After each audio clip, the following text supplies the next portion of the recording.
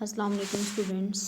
Numerical analysis के chapter numerical solution of ordinary differential equations में आज हम जिस मेथड को डिस्कस करेंगे वो है फर्स्ट ऑर्डर डिफरेंशियल इक्वेशंस के सॉल्यूशन से रिलेटेड, उसके न्यूमेरिकल सॉल्यूशन से रिलेटेड। इसका नाम है मॉडिफाइड आयलर्स मेथड। इससे पहले हमने दो मेथड डिस्कस किए, एक तो थे आयलर्स मेथड, सेकंड था आपके पास सेकंड था इम्प्रूव्ड आयलर्स मेथड और अब है मॉडिफाइड आयलर्स मेथड। ठीक हो गया। आपने तीनों के डिफरेंस को याद रखना है। Suppose D Y by D X is equal to F of x Y with Y of x naught is equal to Y naught be an initial value problem with step size H. मतलब जो दो consecutive points के दरमियान जो difference है वो क्या है, एच है। Consider F of x Y represent a curve. हमने कहा कि जो एफ ऑफ एक्स वाई है वो किसको रिप्रेजेंट कर रहा है, एक कर्व को रिप्रेजेंट कर रहा है। ये वाली कर्व है आपके पास। F of x Y represent a curve having points A of x naught Y naught. ये कर्व है तो इसके आपने दो पॉइंट कह दिए कि कर्व के ऊपर हैं, एक ए और एक बी। ए पॉइंट को हमने A of x naught Y naught का नाम दे दिया और बी पॉइंट को B of X one Y one का नाम दे दिया है। इसके बाद हमने कहा कि सी जो है वो एक पॉइंट है। ये पॉइंट कहाँ पे है, कर्व के सेंटर में, सेंट्रल पॉइंट है। इसको हमने नाम दे दिया है X naught plus H by two और Y naught plus H by two F of x naught Y naught. इस पॉइंट को हमने ये नाम दे दिया है कि आपके पास ये जो सी पॉइंट है उसके ये कंपोनेंट्स हैं। रीज़न क्या है कि ये फुल लेंथ आपके पास एच थी और ये वाली जो है ये हाफ लेंथ है और ये भी हाफ लेंथ, मतलब ये वाली भी एच बाई टू है और नेक्स्ट वाली भी आपके पास क्या है, एच बाई टू है। तो यहाँ पे आपके पास जो ये वाला पॉइंट आएगा वो इस एक्स नॉट इनिशियल वैल्यू में एच बाई टू ऐड करने से आएगा। तो एक्स की जगह पे आपने x naught plus H by to लिख दिया। वाई की जगह पे आपने अगेन इसके अकॉर्डिंग चेंज लाना है तो आपने Y naught plus H by two F of x naught Y naught लिखा। इसके बाद ये जो फुल लेंथ है ये किसके इक्वल है, ये एक्स नॉट से लेके एक्स वन तक है और एक्स वन किसके इक्वल है, एक्स नॉट प्लस एच के इक्वल है। As shown in the diagram ये तमाम पॉइंट्स जो हैं यहाँ पे आपको नज़र आ रहे होंगे, ए बी और C. Suppose L is the line passing through points A and B. अब आपने एल एक लाइन ड्रा की है जो कि ए और बी में से पास कर रही है, ये वाली लाइन है। And draw L one parallel to L, और इस लाइन के पैरेलल हमने ये वाली लाइन एल वन ड्रॉ की है थ्रू सी, जो कि इस पॉइंट सी में से पास कर रही है। ये जो लाइन एल है ये ए और बी पॉइंट्स में से पास कर रही है और ये जो लाइन एल वन है ये सी पॉइंट में से पास कर रही है। अब अगर आप देखें तो स्लोप ऑफ एल वन क्या होगी, ये किसकी इक्वल होगी, क्योंकि ये दोनों लाइंस क्या हैं, पैरेलल है ना ये दोनों लाइंस, तो दोनों की स्लोप आपस में सेम होगी। तो हमने कह दिया कि slope of L one is equal to slope of L, और इसकी स्लोप को हमने एम एल वन का नाम दे दिया और इसकी स्लोप को एम एल का नाम दे दिया, is equal to F of x naught plus H by two और Y naught plus H by two F of x naught Y naught. मतलब दोनों की स्लोप सेम होंगी और ये स्लोप किसके इक्वल होंगी, ये आपके पास इस फंक्शन के इक्वल होंगी। इस फंक्शन में अगर आप x की जगह पे ये पॉइंट पुट करें और y की जगह पे सेकंड वाला पॉइंट पुट करें, where L one pass through mid point C of A and B, कि जो एल वन लाइन है वो आपके पास कहाँ से पास कर रही है, सी में से पास कर रही है। ये वाली लाइन सी में से पास कर रही है। सी क्या है, इस ए और बी का जो मिड पॉइंट है वो है। नेक्स्ट हमारे पास है now equation of line L having slope M L and through point A of x naught Y naught is. अब हम क्या बात करने लगे हैं कि इस एल की जो स्लोप है वो क्या होगी, जो इन दोनों पॉइंट में से पास कर रही है, और इसकी स्लोप को हमने एम एल का नाम दे दिया है and passing through this point A. तो एट अ टाइम हमने एक पॉइंट कंसिडर करना है, हमारी मर्ज़ी, हम सेकंड वाला बी कंसिडर कर लें या फिर ए कंसिडर कर लें। तो हमने यहाँ पे पॉइंट लिया ए। इक्वेशन क्या बनेगी, y minus Y naught is equal to M L. L line की बात हो रही है इसलिए यहाँ पे एम एल आ गया और साथ में x माइनस एक्स नॉट। अब अगर आप यहाँ पे देखें तो एम एल किसकी इक्वल थी, अभी आपने एक्सप्लोर किया यहाँ पे कि इनकी जो स्लोप है ये आपस में क्या है, दोनों की स्लोप सेम है, it means M L B किसके इक्वल है, इसके इक्वल है। F of x naught plus H by two Y naught comma h by two F of x naught Y naught. तो हमने इसको रिप्लेस कर दिया। नेक्स्ट हम क्या करेंगे कि वाई माइनस वाई नॉट जो है y one minus Y naught ये एज इट इज़ आ गया, इसके साथ साथ एच आ गया क्योंकि x one minus x naught next point का प्रीवियस पॉइंट से जो डिफरेंस था उसको हमने एच का नाम दिया था। साथ आ गया f of x naught plus H by two Y naught plus H by two F of x naught Y naught. इसके बाद ये वाला जो y1 था इसको हमने एक तरफ रख लिया क्योंकि हम रिकर्सिव रिलेशन डेवलप करना चाह रहे हैं y की दो वैल्यूज़ के दरमियान। तो ये वाला हम इधर ले आए y naught plus h f of x naught plus H by two comma y naught plus H by two F of x naught Y naught. Next हम देखें सिमिलरली y1 की जगह पे अब आपने क्या पुट किया, 2 पुट किया, तो यहाँ पे y1 प्लस एच आ गया। और यहाँ पे पहले अगर यहाँ पे 1 है तो राइट हैंड साइड पे सारी टर्म्स में नॉट नॉट है, उससे एक कम। अगर यहाँ पे 2 है तो यहाँ पे सारे टर्म्स में x1 मौजूद है। सिमिलरली अगर यहाँ पे n+1 होता है तो यहाँ पे yn, और ये वाला जो x2 है ये xn बन जाएगा, एक टर्म कम, और ये yn और ये f ऑफ xn yn। इसको आप क्या कहते हैं, this is known as modified Euler's method. ये वाला जो मेथड हमने डेवलप किया है इसको मॉडिफाइड आयलर्स मेथड कहते हैं। मेथड आपने अच्छे तरीके से अंडरस्टैंड करना है क्योंकि अगर आप मेथड समझ लेते हैं तो क्वेश्चन करना आपके लिए इंतहाई आसान हो जाएगा। अगर आपको मेथड की समझ नहीं आती तो आपका क्वेश्चन भी गलत हो जाएगा। सेकंड, अगर पेपर में आपको कहा जाए कि आपने मेथड यूज़ करना है इम्प्रूव्ड मेथड, तो वहाँ पे अगर आप मॉडिफाइड आयलर मेथड यूज़ करेंगे तो आपका क्वेश्चन कम्प्लीटली गलत हो जाएगा। तो जो मेथड आपको कहा जाए एग्जैक्टली वही आपने फॉलो करना है। फर्दर इस मेथड को हम प्रैक्टिकली थ्रू क्वेश्चंस ऑब्जर्व करते हैं। क्वेश्चन है आपके पास solve D Y by D X is equal to 1 minus Y Y of 0 is equal to 1 in the range. Interval है आपके पास 0 से 3 using improved Euler's method and modified Euler's method. आपने दोनों मेथड यूज़ करने हैं, इम्प्रूव्ड आयलर मेथड और modified Euler method. By choosing H is equal to 1, step size आपने क्या लिया 1 का। Compare the answer with exact solution, साथ साथ आपने एग्जैक्ट सोल्यूशन भी कैलकुलेट करना और अपने आंसर का कंपैरिजन भी करते रहना है। तो हमने यहाँ पे लेट कर लिया कि आपके पास जो d Y by D x जो आपके पास क्वेश्चन गिवन था उसको हमने लेट किया, उसके साथ ये उसकी कंडीशंस गिवन थी, h is equal to 1 given था। यहाँ पे अगर आप कंपेयर करें इसको स्टैंडर्ड फॉर्म के साथ तो F of x Y is equal to right hand side आ जाती है जो कि 1 माइनस वाई है। Firstly we solve it by improved Euler's method. सबसे पहले हम इसको इम्प्रूव्ड आयलर्स मैथड से सॉल्व करते हैं। क्यों सॉल्व करते हैं, क्योंकि हमारे पास क्वेश्चन में था कि आपने दोनों मेथड से सॉल्व करना है।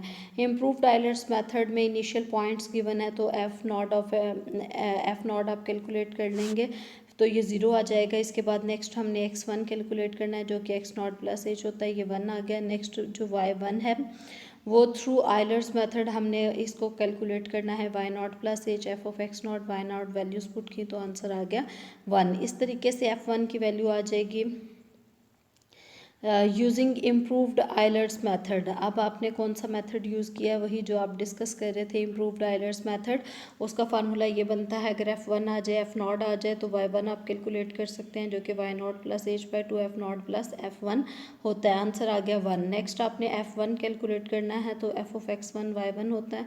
तो यहाँ पे आपने x1 और y1 की वैल्यू 1 आई है और x1 की वैल्यू जो है वो प्रीवियस जो भी आपने कैलकुलेट की थी वो भी 1 है। दोनों की वैल्यूज़ को पुट करेंगे तो आपके पास ये वैल्यू आ जाएगी।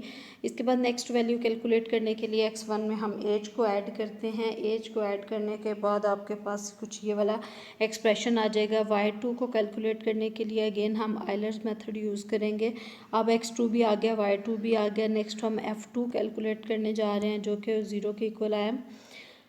f1 f2 दोनों आ गए हैं तो y2 किसके इक्वल आएगा, y1 plus H by to f1 plus f2। ये प्रीवियस जो हमने प्रीवियस लेक्चर में काफ़ी डिटेल में डिस्कस किए हैं, इज़ इक्वल टू 1 आ गया। यहाँ से f2 की वैल्यू कैसे आएगी, आपने जहाँ पे x है वहाँ पे x2 को पुट करना है, जहाँ पे y है वहाँ पे y2 को पुट किया तो आंसर आ गया 0। सिमिलरली हमने x3 फाइंड आउट किया, y3 फाइंड आउट किया और यहाँ से आपने f ऑफ x3 और y3 फाइंड आउट कर लिया। तो x3 y3 फाइंड आउट किया और f3 की वैल्यू जो कि अगेन 0 आई है using improved Euler's method. Again आपके पास f2 f3 आ गया था तो आपने इसको इम्प्रूव्ड आइलर्स मेथड के थ्रू फाइंड आउट किया। तो यहाँ पे आप देखेंगे y ऑफ 3 क्या आ गया 1 बाय इम्प्रूव्ड आइलर्स मेथड। आपने क्या फाइंड आउट करना था, आपने फाइंड आउट करना था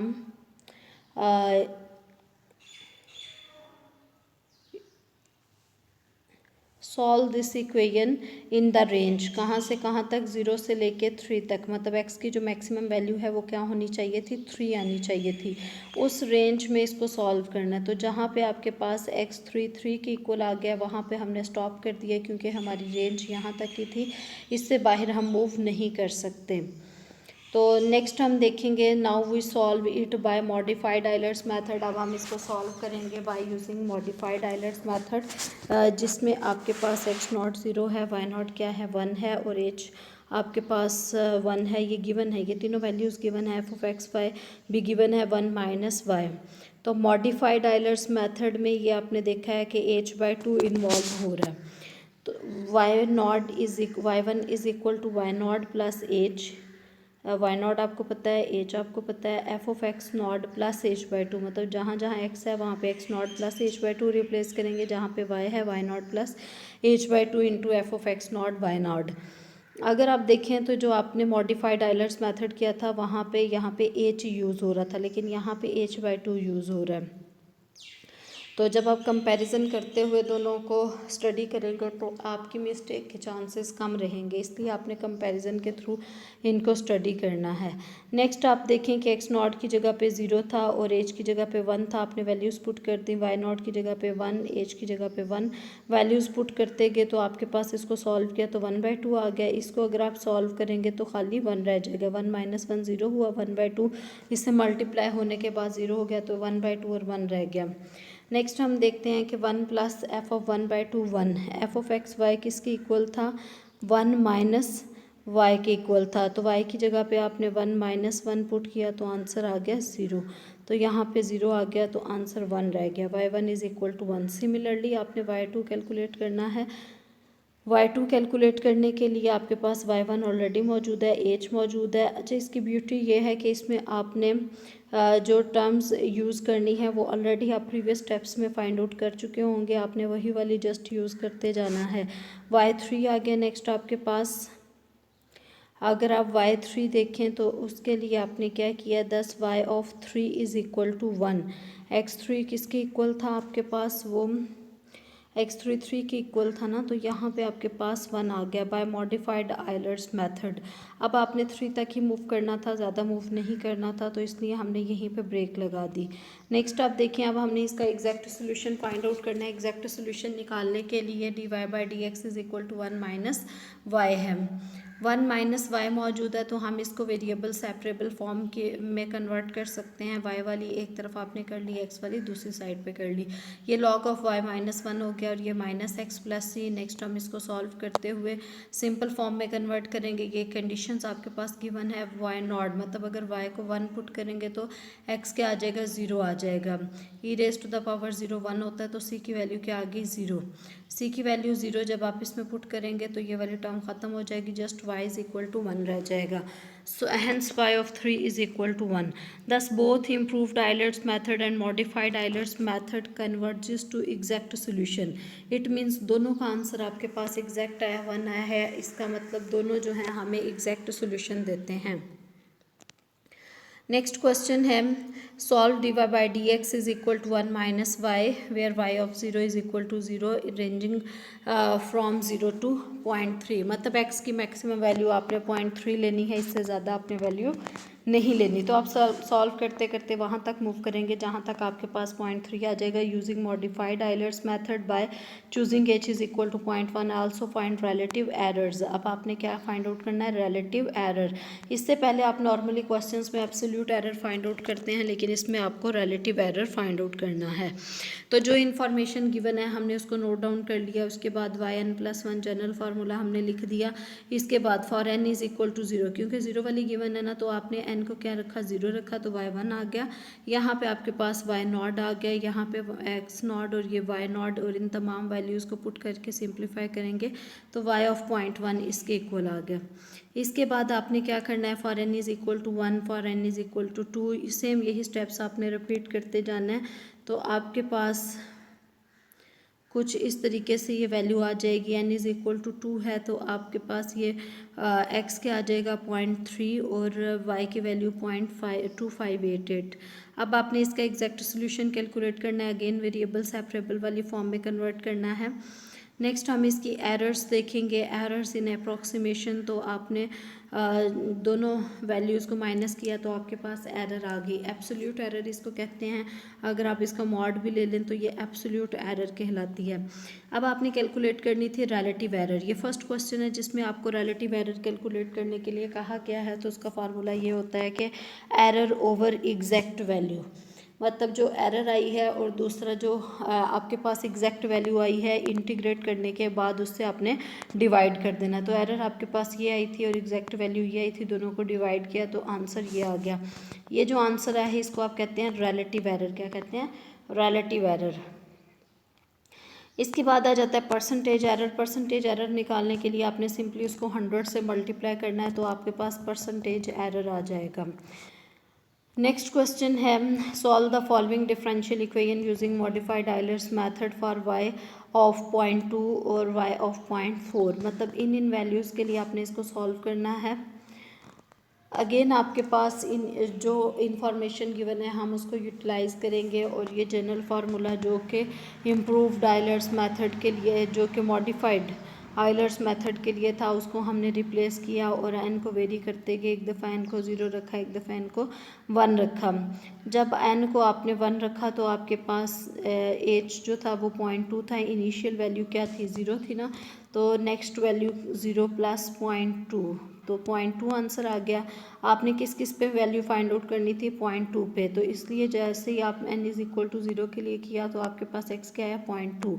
अब इसके बाद नेक्स्ट वैल्यू कैलकुलेट करने के लिए आप अगेन 0.2, मतलब जो आपके पास x की वैल्यू आई है उसमें आपने स्टेप साइज़ को ऐड किया तो 0.4। सेकेंड वैल्यू आपने 0.4 पे कैलकुलेट करनी थी तो नेक्स्ट स्टेप पे आपका ये काम कंप्लीट हो जाएगा। नेक्स्ट क्वेश्चन इसी के पैरेलल है, इन्हीं स्टेप्स को फॉलो करते हुए होगा, आपने इसको खुद ऑब्जर्व कर लेना है। इसके साथ साथ ये असाइनमेंट के कुछ क्वेश्चंस हैं, ये आपने लाजमी करने हैं, सॉल्व करने हैं इनको अपने नोटबुक्स में। कोई सवाल आपका होता है तो आप मुझसे पूछ सकते हैं। ओके स्टूडेंट्स, अल्लाह हाफिज़।